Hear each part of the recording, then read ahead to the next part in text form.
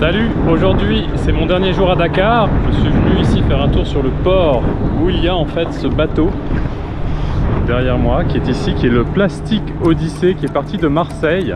Je vais rencontrer l'équipe de ce bateau pour essayer de comprendre un petit peu mieux ce qu'ils font. Viens, je t'emmène. Bonjour, je suis Morgane, donc moi je m'occupe des escales de Plastic Odyssey. Et Plastic Odyssey, c'est un bateau qui fait un tour du monde là, pendant 3 ans à la rencontre des initiatives contre la pollution plastique. Et nous, notre objectif, c'est de former à travers ce bateau aux nouvelles technologies low-tech de recyclage. Donc à bord, ce bateau, il est un peu pensé comme un laboratoire avec des machines très low-tech que je vais vous montrer juste après, qui permettent de transformer finalement les déchets plastiques qui sont dans la nature en opportunités de développement économique et de lutte contre la pollution. 3 ans, 30 pays, 3 continents. Vraiment local évidemment et le citoyen avant toute chose. Exactement. Plus que... On est vraiment sur des gens qui concrètement avec 5-10 personnes vont aller transformer des déchets plastiques en produits, les vendre, en vivre et contribuer de cette manière-là à dépolluer leur environnement local, quoi. La fonction, on a une première machine qui permet de faire du broyage.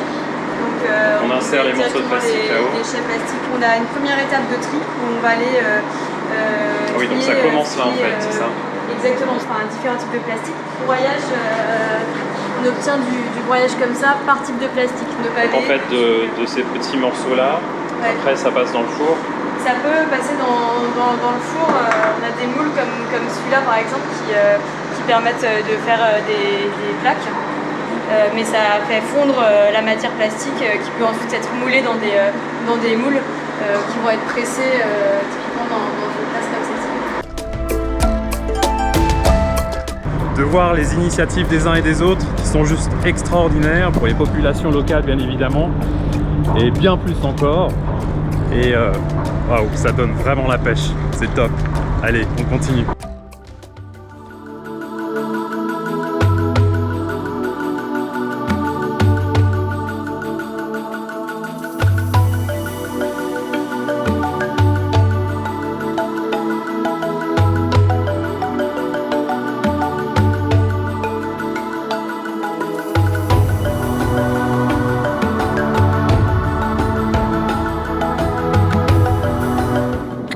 Ici, tu te trouves à la lisière de la mangrove et en fait, derrière, tu as l'océan.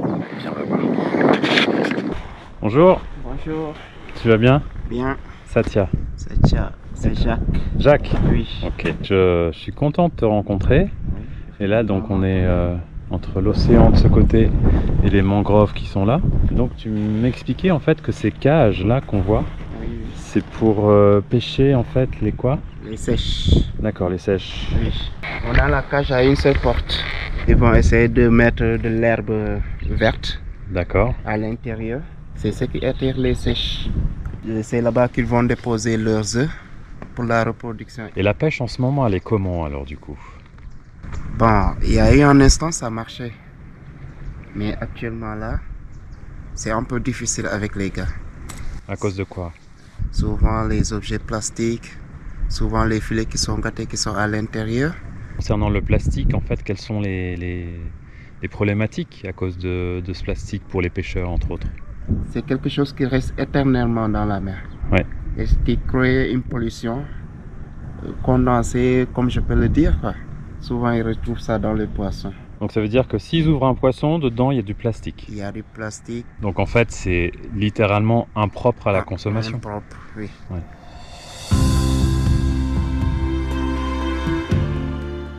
Il est en train de se construire une histoire au pied de ce baobab, sans doute centenaire.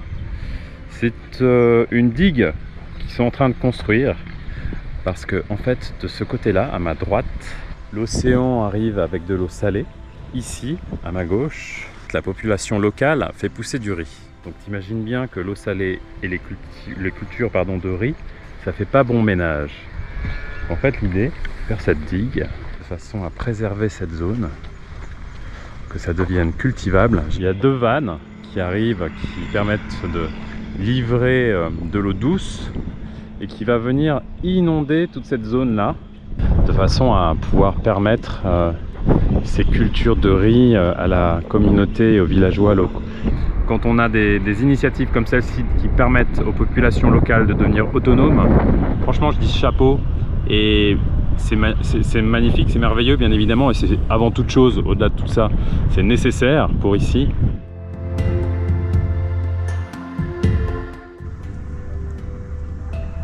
Petit moment de douceur sur les rives de la Gambie.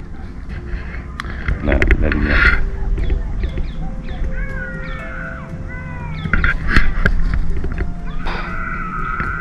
C'est magnifique. Voilà l'école de Gossas. Je vous présente son directeur. Voilà, je m'appelle Mohamed Fall. Je suis le directeur de l'école Samba Yombe. Je suis heureux de vous rencontrer et de vous retrouver ici à l'école parce qu'on va faire un partenariat entre une école qui est à Founé, dans mon village en Suisse, et puis on a un partenaire aussi qui n'est pas des moindres, parce qu'en Suisse c'est une marque qui est très très connue, qui s'appelle Carandache, qui va permettre aux élèves de l'école ici de travailler donc sur ces deux objectifs de développement durable, le 6 et le 14, en tout cas le 6, avec l'école de Founé, et le matériel offert par Carandache aux élèves de façon à ce qu'ils puissent travailler avec l'école de Founé avec le même matériel. Donc ça c'est tip top. C'est un très grand plaisir vraiment de partager avec vous ces moments, de partager aussi avec les élèves de Founé. Et aussi si on parvient à inculquer les bonnes habitudes, les bonnes manières et l'esprit citoyen au niveau de la base, bon, au finish on pourra régler beaucoup de problématiques au niveau international et au niveau national aussi. Ça nous va droit au cœur, donc vraiment c'est intéressant, c'est un moment de plaisir pour nous. Merci en tout cas. Ah, c'est comme ça. Eh oui. On serre la main, c'est tout le monde ou personne.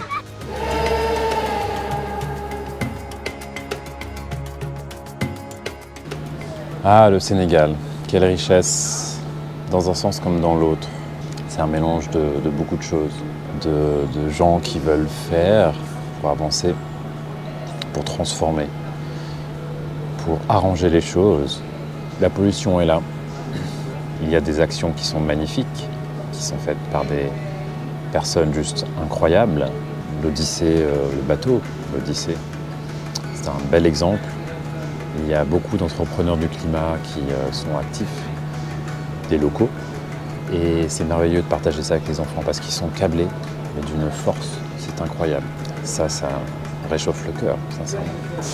Le Sénégal est un pays magnifique, est un pays merveilleux. Il y a beaucoup de choses à faire, beaucoup de choses à voir. Donc voilà, Sénégal. Merci Sénégal. Merci les habitants du Sénégal. Merci à ces belles rencontres que j'ai pu faire.